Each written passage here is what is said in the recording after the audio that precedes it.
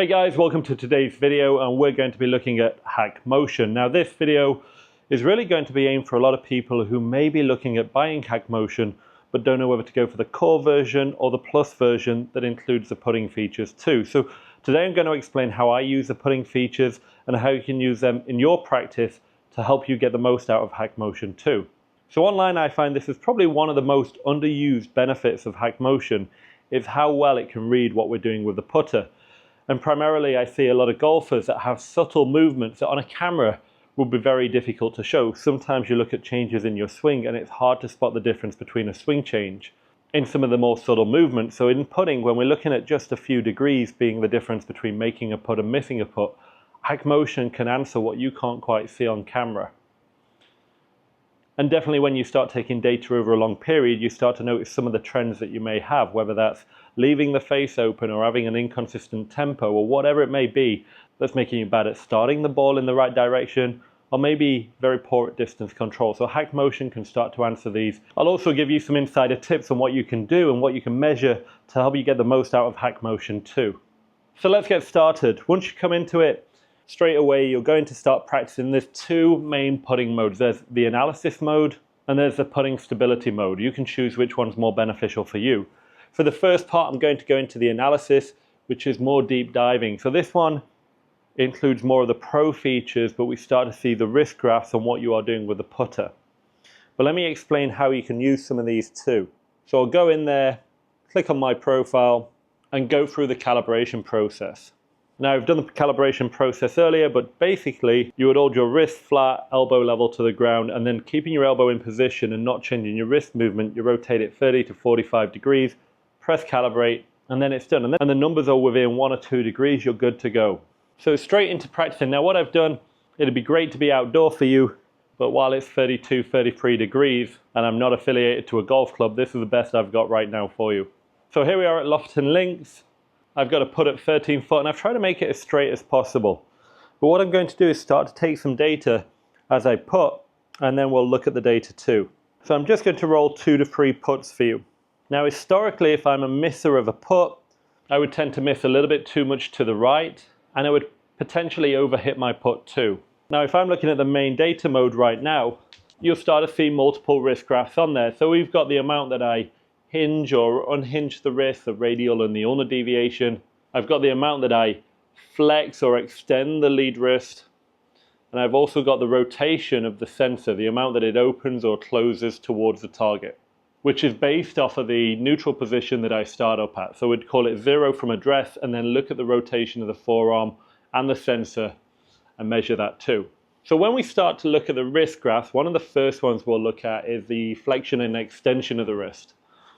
So the flexion and extension, the extending would be what many would call cupping the wrist, and the flexion would be the bowing of the wrist. Now when we are putting, the more that we flex the lead wrist, the more you'll see the face starts to open. So for somebody like myself, the tendency to flex the wrist more would tend to make the face open too many degrees. If I extend the wrist too much, I may hit the bottom of the club face a lot or miss my putts to the left.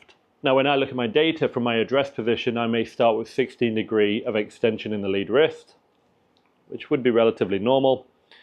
But then throughout the stroke, I start to flatten my left wrist, and it may only be 3 or 4 degrees, but we're already in the motion of opening the club face. Then we can also have a look at the radial and ulnar deviation, the up and down movement. Now you remember Donald Trump's putt. If you were to look at Donald Trump through impact, he would have more radial. He really had that flick motion. So somebody who may have, and Donald Trump putted really well, but somebody who may have putting issues may need to focus on feeling that they don't have any radial deviation or ulnar deviation. They try and maintain that radial and ulnar deviation a lot. And this is something we will see in the stability mode too. The next part, my address position is 0 on the rotation, so it's zeroed off the rotation pot. As I take it back, I rotate my sensor open by around 10 degrees. Now this is a cool little feature that I'll talk about in a moment, but by impact I come back into impact, and my face, the negative number means I'm rotating it away from the target, is 2 degrees more rotated open than where it was at address. So when you consider that I rotate the face open and I push the hands forward, well there's the explanation of why my putts miss to the right.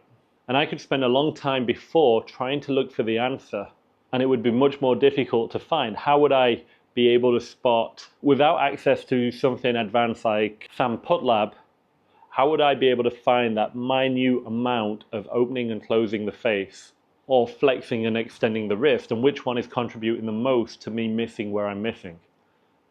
Really interesting.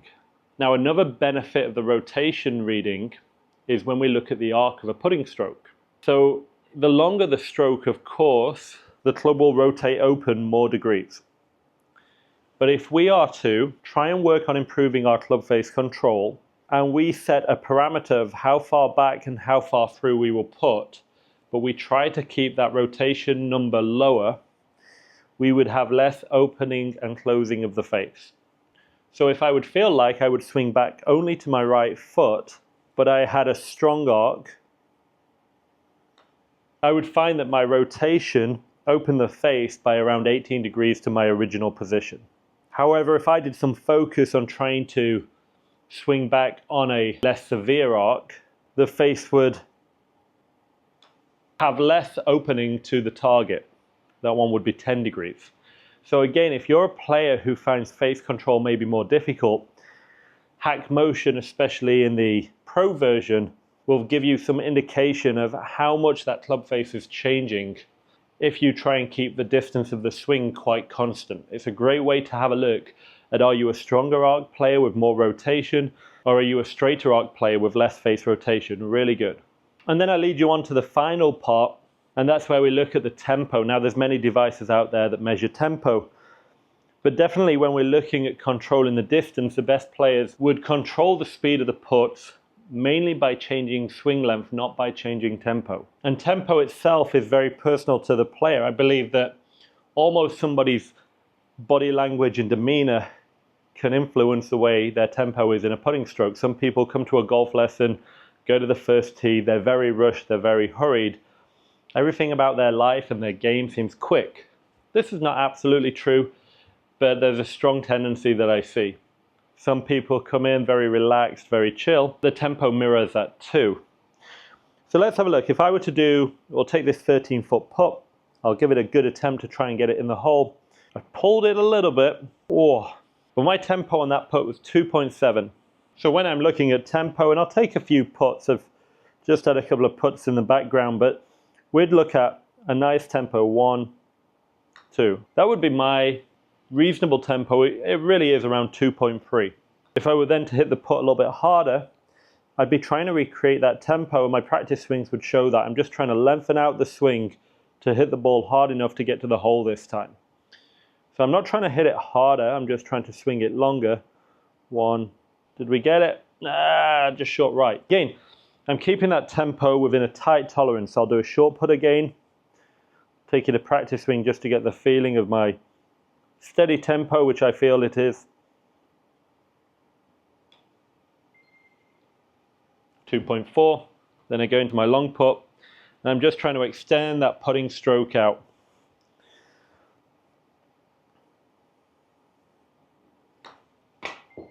That felt a little bit faster.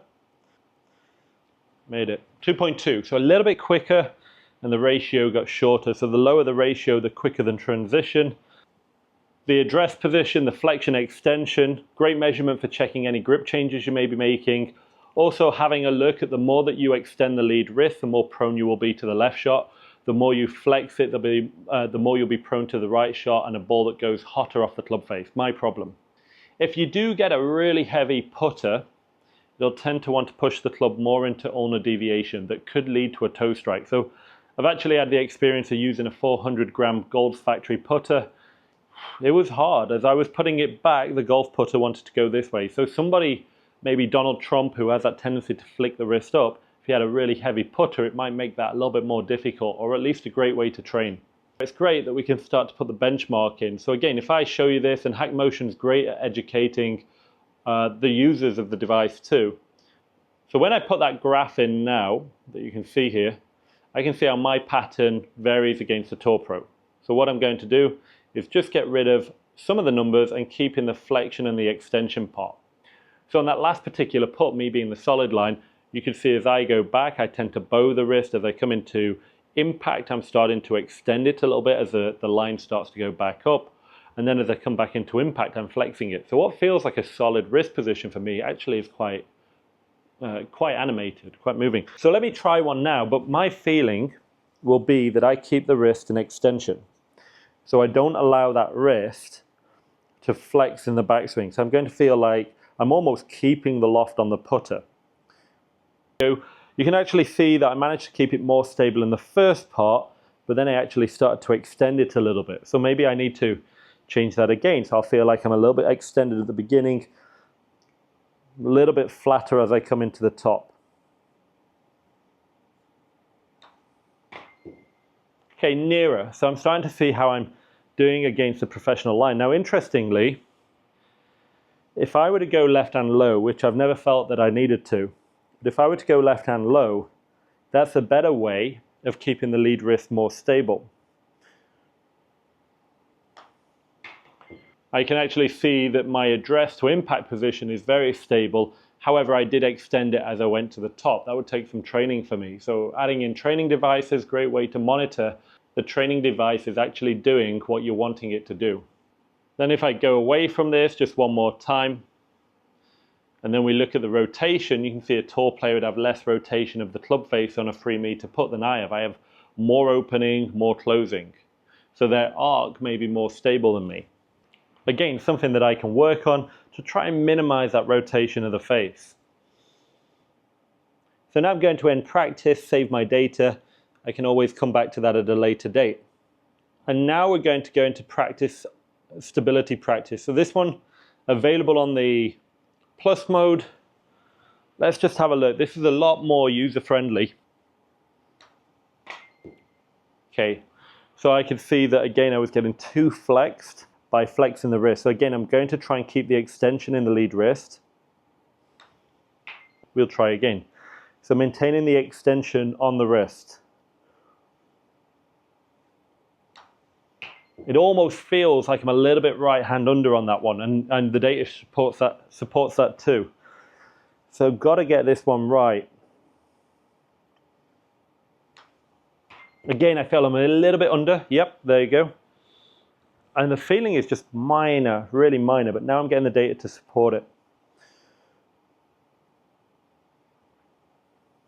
Felt better, but maybe flexed. Yeah, flexed to 1 degree. I can just about feel it, that I'm becoming more aware of what I'm doing wrong. Good. Yep, great.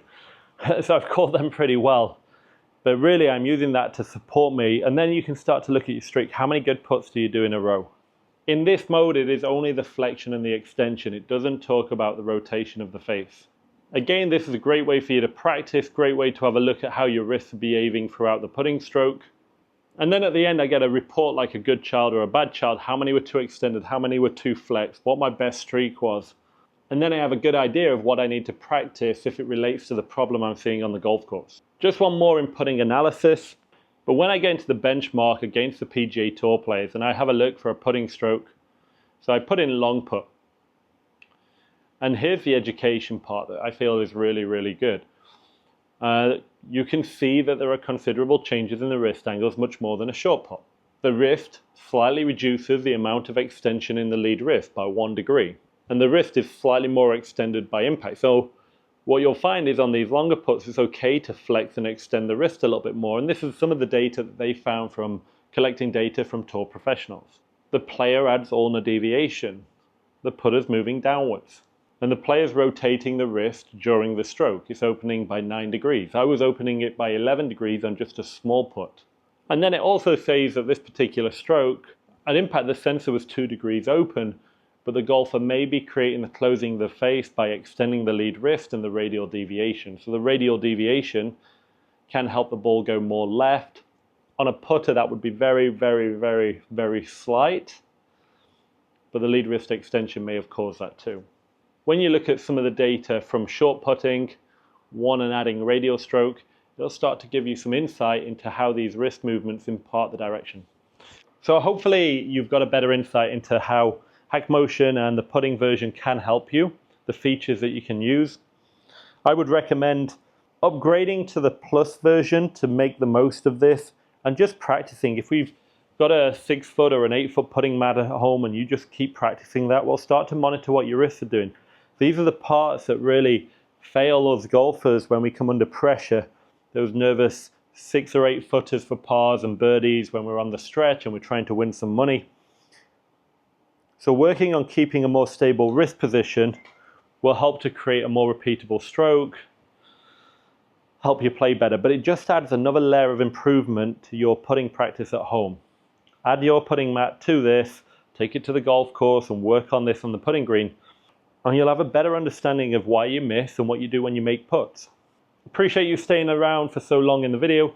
Any questions, please drop them in the comments, and check out the discount code. HackMotion were kind enough to supply me with a device. If I needed to buy another one, I would buy another one instantly. It's been such a help in both putting and long game lessons for me. And check out the discount code. There's a discount code. You can use that and get yourself a HackMotion at a discounted price. It's going to, no doubt, improve your putting and understanding of your putting stroke and make you accountable for your practice. Can you consistently stroke it well? Too often when I ask people about their putting, it's almost that attitude of like, yeah, I'll go work on that tomorrow. Well, go work on that tonight. If you're taking 40, 45 putts in a round of golf, which is very, very normal, sadly, it's very, very normal. It's going to get much harder if you've got a consistent face and a consistent tempo, creating consistent speed. Cheers, guys. Thanks very much. And feel free to drop me any message you wish.